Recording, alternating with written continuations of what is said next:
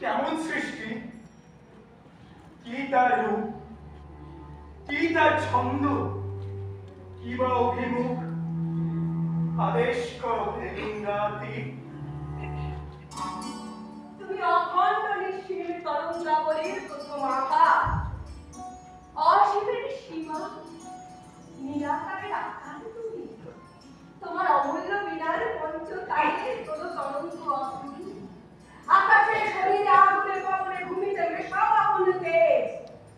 স্পন্দিত করো, মন্ত্রিত করো, ছন্দিত করো হে মহাদেব।